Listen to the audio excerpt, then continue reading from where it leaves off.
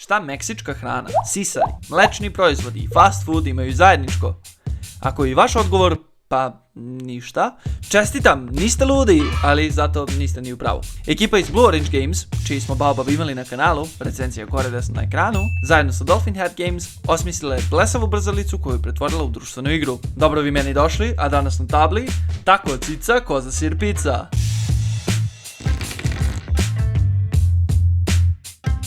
Kao što je već dobro poznato na kanalu, prvo da vidimo sadržaj. Kada otvorimo kartonsko pakovanje, dočekuju nas dve stvari. Uputstvo, ovde na srpskom jer domaću verziju štampa Meeple, i 64 karte za igranje.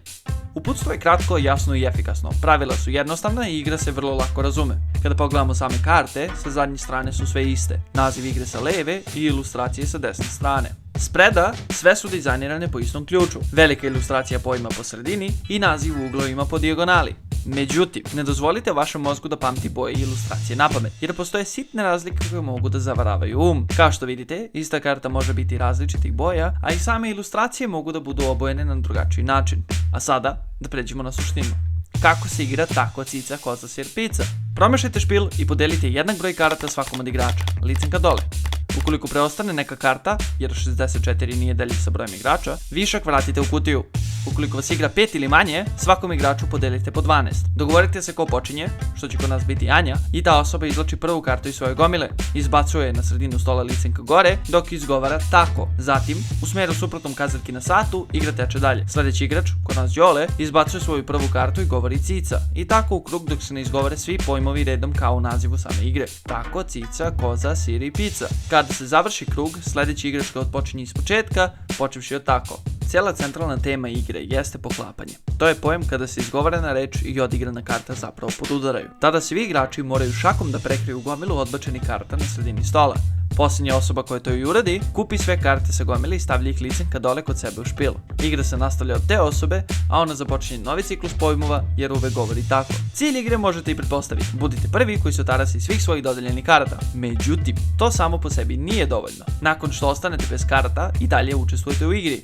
Kada je vaš red, izgovarate pravilnu reč na redu, samo što ne izvlačite kartu jer ih, nemate. Partija se završava tek onda kada igrač bez karata bude i prvi koji je rukom prekrio centralnu gomilu nakon što dođe do poklapanja. Dakle, prvo morate da ostanete bez karata, a zatim kada se odbačena karta i izgovoreni pojam poklope, prvi morate da pokrijete sredinu stola. Pored 5 glavnih karata, tako sa cice, koza, sira i pice, postoji i dodatne 3 karte sa posebnim radnjama. Kada se ova specijalna karta pojavi na sredini stola, svi igrači moraju da urade datu radnju. Posljednja osoba koja to učini ili prvo koja napravi grešku tokom radnje, kupi sve karte sa centralne gomile.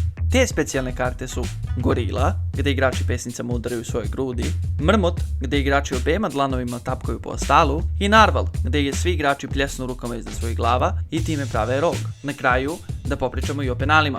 Kaznama za igrače koji ne igraju kako treba. Kazne su uvek iste. Dotični učesnik kupi sve karte sa gomile. Postoje 3 scenarija kada se lupaju penali. Prvo, ako osoba zaboravi reč koju treba da izgovara, pogreši reč ili je prespora, ide penal. Dalje, poenta je da ne znate karte koje imate. Ako vidite, penal.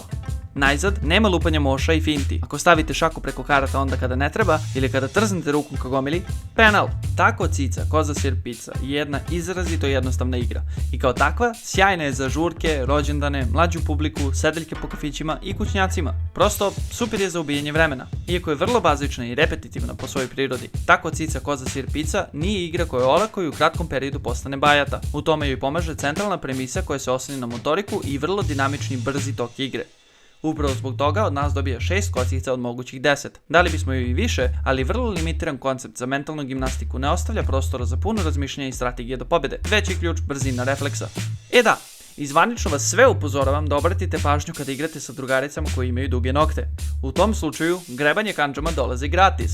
Boli, brate. Pre nego što vas ostavim na miru, želim od sveg srca da vam se zahvalim što ste odvojili vreme da odgledate ovaj video. Ako vam se dopao klip, lupite like. Za još sadržaja o društvenim igrama, subscribe! I poklopite to zvonce. Ukoliko imate predlog koju još igru da obradimo, ostavite nam komentar dole. Srećno igranje, želimo vam šestice i džokere!